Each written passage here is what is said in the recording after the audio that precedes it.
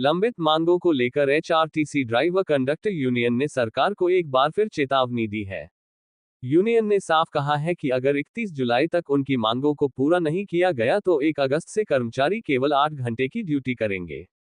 HRTC driver conductor union के राज्य अध्यक्ष मान सिंह ठाकुर ने प्रेस वार्ता में कहा कि यूनियन ने सरकार को पहले ही 11 जुलाई को अल्टीमेटम दे दिया था, लेकिन अब तक कोई ठोस कार्रवाई नहीं हुई है। यूनियन का आरोप है कि पिछले 5 साल का लगभग 100 करोड़ रुपए का ओवरटाइम भुगतान निगम के पास लंबित है। इसके अलावा कर्मचारियों को मिलने वाला करोड़ों रुपए का चिकित्सा भत्ता भी अटका हुआ है। इतना ही नहीं, कर्मचारियों को हर माह की पहली तारीख को वेतन भी नहीं मिल पा रहा है। पेंशनरों को अभी भी पेंशन नहीं मिली है। यूनियन ने चेतावनी दी है कि यदि 23 जुलाई को निगम प्रबंधन के साथ होने वाली बैठक में भी कोई समाधान नहीं निकला तो कर्मचारी आंदोलन के लिए मजबूर होंगे।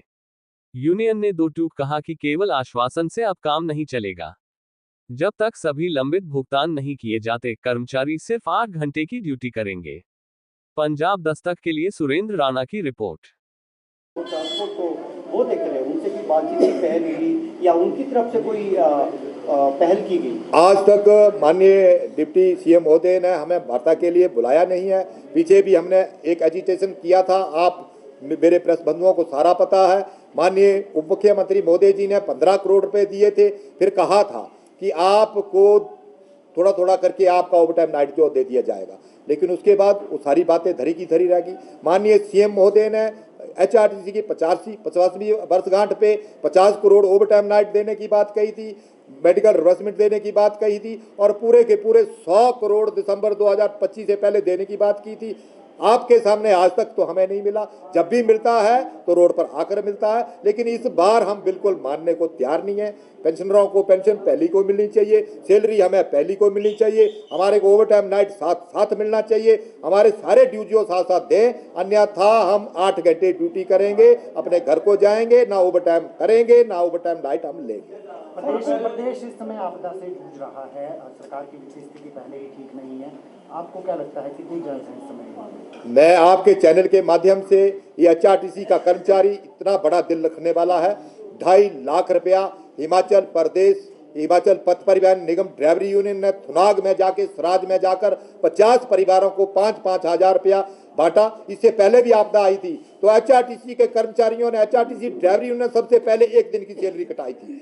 मैं नहीं समझता कि आपदा आई है, हम मानते हैं, हम भी वहां सहयोग करेंगे, लेकिन आपदा सिर्फ एचआरटीसी के लिए नहीं, पूरे हिमाचल प्रदेश के कर्मचारियों के लिए आपदा है। उनको सैलरी और पेंशन टाइम से क्यों, हमें सैलरी और पेंशन जो है वो 21 और 22 और 25 को क्यों, ये आप अंदाजा लगा सकते हैं। लगभग कितनी देनदारियां है सर आप लोगों की जो पथ परिवहन निगम ने आपको देनी? अगर सारी देनदारियां मानिए 2016 पे कमीशन का arrear 100 crore overtime night, 11 crore हमारा मेडिकल रिवर्समेंट है, तो सारी देनदारियां लगभग मेरे हिसाब से 250 करोड़ के करीब हमारी देनदारी बनती है, जो कि एचआरटीसी के हर कर्मचारी का मेरे हिसाब से 15-15 लाख रुपए जो निगम प्रबंधन को से लेने को है, ये हमारी देनदारियां बनती है। आप अंदाजा लगा सकते हैं जिस आदमी ने 15 लाख रुपया निगम प्रबंधन से लेना हो वो किस हालात से गुजर रहा है और कैसे वो परिवार को चला रहा है, और उसके बावजूद हमें सैलरी 10 को वो भी नारे लगा के मिली, क्योंकि हम नारे नहीं लगाते तब तक मिलती नहीं है।